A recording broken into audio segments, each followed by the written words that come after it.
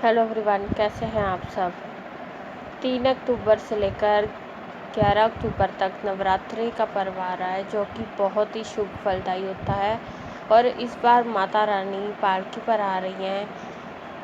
और ये जो फर्स्ट नवरात्रा है, ये थर्सडे को पड़ रहा है। तो वैसे देखा जाए तो जब भी माँ पालकी पर आती है तो वो उतना अच्छा नहीं होता है हेल्थ के मामले में, क्योंकि अगर माँ हाथी पर आती है या घोड़े पर आती है तो वो बहुत शुभ फलदायी होता है। लेकिन अगर माँ पालकी पर आती है तो फिर वो इतना शुभ फलदायी नहीं होता। आपको इस नवरात्रि अपनी और अपने अपनों की सेहत का अच्छे से ख्याल रखना है और किसी से बेवजह लड़ाई झगड़ा नहीं करना है। इस बात का आपको पूरा ध्यान रखना है। और इसी के साथ साथ आपको अपने घर वालों की और अपने पूरे घर के मंदिर की अच्छे से साफ़ सफाई रखनी है। बिल्कुल हाइजीनिक होके रहना है और सब कुछ हाइजीनिक तरीके से ही करना है।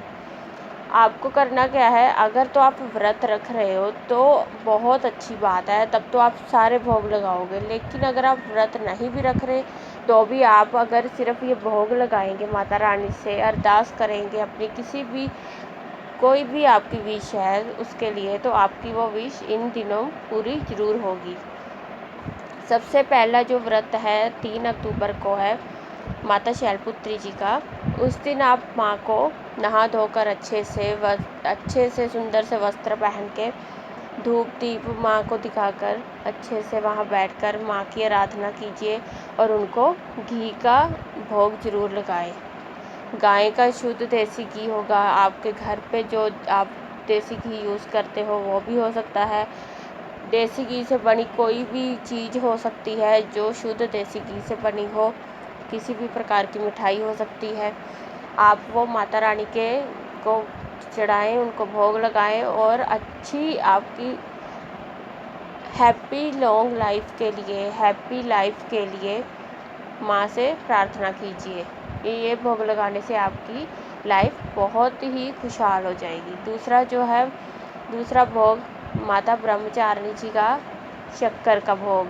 माता ब्रह्मचारिणी जी को आप शक्कर का भोग ज़रूर लगाइएगा और माँ से विनती करना कि अगर आपके अपनों के ऊपर हेल्थ से रिलेटेड कोई भी प्रॉब्लम है तो वो जल्दी से दूर कर दें। शक्कर का भोग लगाने से आपके ऊपर आपकी बॉडी में कोई भी किसी भी तरह की कोई तकलीफ़ है, दुख है, बीमारी है या कुछ भी है, कोई भी दर्द है, वो माता रानी जल्दी से ठीक कर देती हैं। उसके बाद तीसरा नवरात्र, इस दिन आप माँ को दूध का भोग लगाएंगे। ठंडा दूध कहीं से भी आपको मिल सकता है, बाज़ार से ईज़िली आप पैकेट में ला सकते हो, आराम से आपको कहीं से भी मिल सकता है, आपको आपके घर से भी मिल सकता है, मिल ही जाएगा। आप माँ को दूध चढ़ाइए और उनसे विनती कीजिए कि आपके जीवन में भी, आपके जीवन के रास्ते में आने वाली जितनी भी रुकावटें हैं वो भी शांत हो जाए और आपका जीवन खुशमय सुखमय हो जाए। उसके बाद माँ कुष्मांडा जी, उनको आप मालपुए का भोग लगाना। अगर आपके पास मालपुए नहीं है तो फिर आप किसी भी प्रकार के फल फ्रूट, कोई मिठाई, किसी भी चीज़ का भोग लगा सकते हो। ठीक है, मालपुए आपको ईज़िली मार्केट में मिल जाएंगे, आप घर पे भी बना सकते हो। तो माता को मालपुए का भोग ज़रूर लगाइए। उसके बाद माँ स्कंद माता, अगर आप अपने जीवन में अपने पैसे को बढ़ाना चाहते हो, आपका पैसा कहीं अटक गया है या किसी ने आपसे कर्जा लिया था, आपको वापस नहीं कर रहा, या आपको कर्जा चाहिए, आपको मिल नहीं रहा, लोन नहीं मिल रहा, आपने किसी के पैसे देने हैं, आपसे वो हो नहीं रहे हैं, पैसे की बहुत ज़्यादा किल्लत हो चुकी है, आपका काम नहीं चल रहा, आपको नौकरी नहीं मिल रही, आपका दुकान, आपका व्यापार बिल्कुल ठप हो गया है, कुछ भी काम नहीं चल रहा, पैसे के मोहताज हो गए हैं ना आप, फिर भी आप ये रेमेडी करोगे, ये उपाय करोगे तो आपकी इच्छा बहुत ही जल्दी पूरी हो जाएगी, इन नवरात्रों में ही पूरी हो जाएगी। माता रानी से अरदास कीजिए और उनको केले का भोग ज़रूर चढ़ाएं, ज़रूर चढ़ाइए। मैं तो कहती हूँ आप घर पे अगर आपने अपने माता जी को स्थापित किया है तो वहाँ पर केले का भोग चढ़ाइए। उसके बाद आप मंदिर जाइए, वहाँ पर आप केले का भोग चढ़ाइए।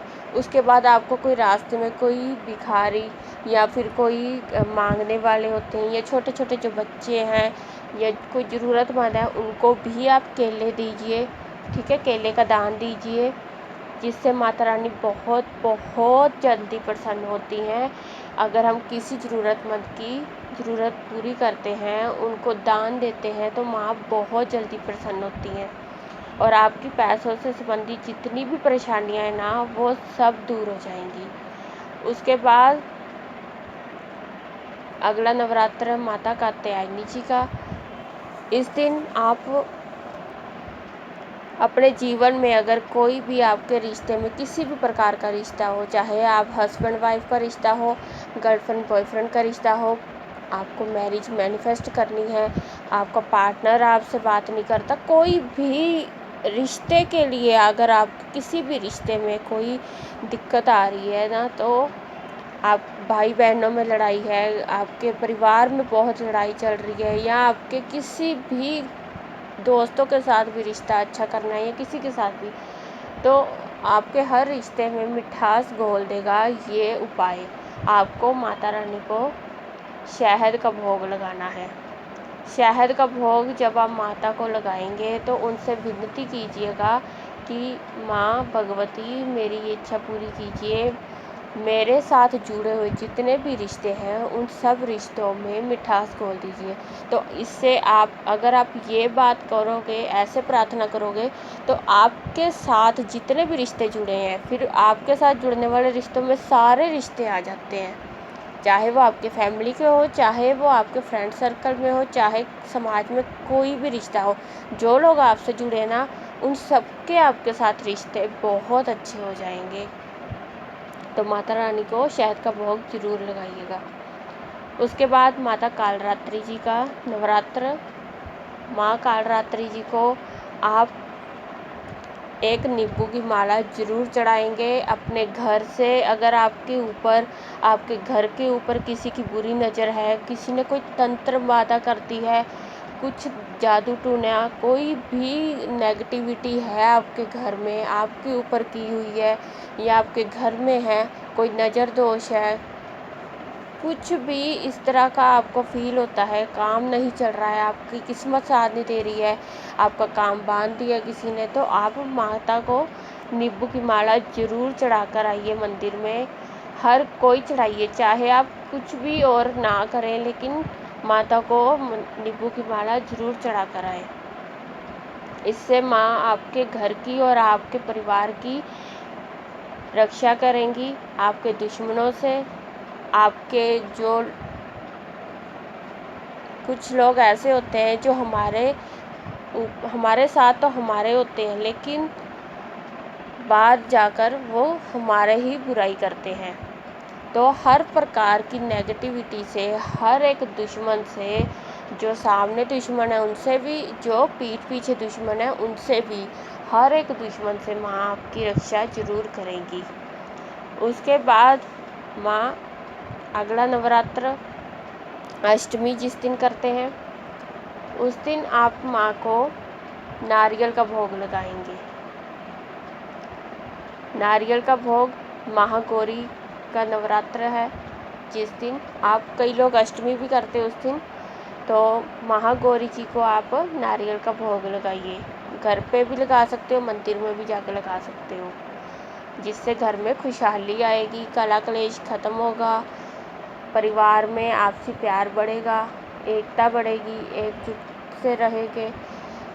उसके साथ नवमी आती है, कई लोग नवमी घर पे मनाते हैं, कई लोग अष्टमी में ही पूजन कर देते हैं।